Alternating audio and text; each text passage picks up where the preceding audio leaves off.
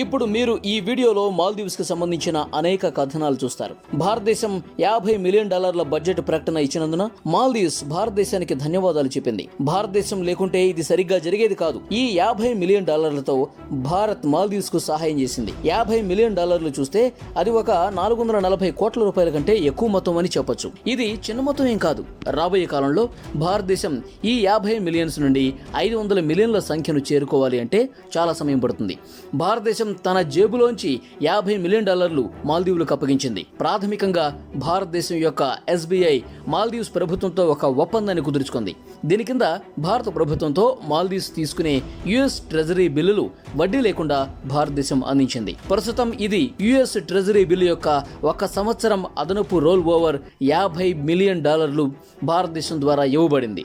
అంటే భారతదేశానికి మాల్దీవ్ ప్రభుత్వం 1 సంవత్సరం పాటు వడ్డీ లేకుండా $50 మిలియన్ తిరిగి ఇవ్వాల్సిన అవసరం ఉండదు. 1 సంవత్సరం పాటు ఎలాంటి వడ్డీ లేకుండా మాల్దీవ్స్ భారతదేశం యొక్క ఈ $50 మిలియన్ ఎంజాయ్ చేస్తుంది. కాబట్టి మాల్దీవ్స్ యొక్క విదేశీ శాఖ మంత్రి మూసా జమీర్ ట్విట్టర్లో భారతదేశ ప్రభుత్వానికి ధన్యవాదాలు తెలిపాడు. మాల్దీవ్స్ కు భారతదేశం నుండి బడ్జెట్ రూపంలో ఇచ్చిన సహాయం మరువలేనిదంటూ ఆయన చెప్పారు. కానీ మాల్దీవ్స్ కు ఎంతో సన్నిహితంగా ఉన్న చైనా దేశం నుండి మాత్రం మాల్దీవ్స్ కు ఎలాంటి సహాయం లేదు.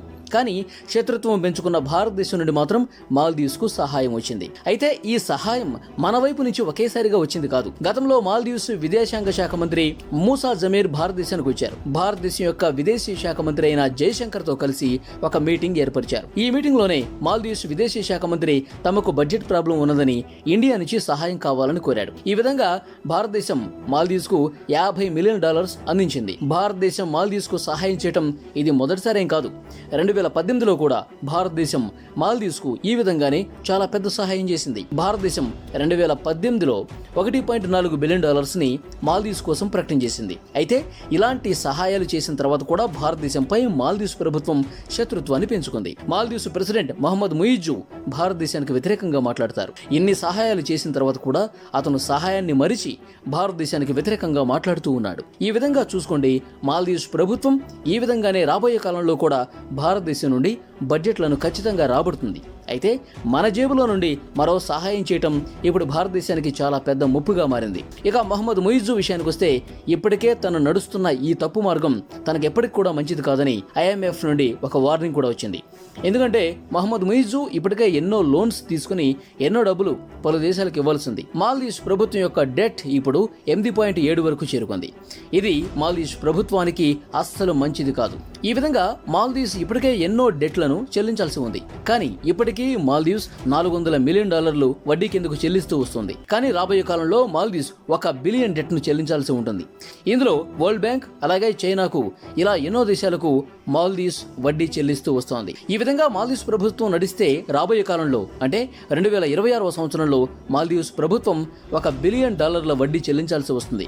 మాల్దీవ్స్ ప్రభుత్వం GDP అనుసారంగా చూసుకుంటే రాబోయే కాలంలో మాల్దీవ్స్ ప్రభుత్వం $1 బిలియన్ వరకు చెల్లించాల్సిన పరిస్థితి ఉండేది. అయితే మాల్దీవ్స్ ప్రభుత్వం తీసుకున్న ఈ అప్పును తీర్చాలంటే ఖచ్చితంగా రెవెన్యూ అవసరం ఉంటుంది. అయితే మాల్దీవ్స్ కు ఇప్పటికే టూరిజం వైపు నుంచి రెవెన్యూ వస్తుంది. అయితే గతంలో మహమ్మద్ ముయిజ్జు భారతదేశానికి వ్యతిరేకంగా మాట్లాడిన మాటల ప్రకారం భారతదేశం యొక్క టూరిస్టులు మాల్దీవ్స్ కు వెళ్లటం తగ్గించేశారు.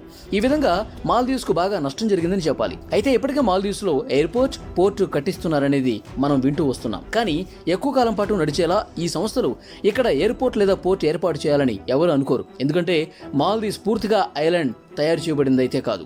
ఇది 80% అటోల్స్ తోనే స్థాపించబడి ఉంది. అయితే ఈ అటోల్స్ అన్నవి మునిగిపోతూ ఉన్నాయి. అయితే నీటి మట్టం పెరిగే కొద్దీ అటోల్స్ మునిగిపోతూ ఉన్నాయి.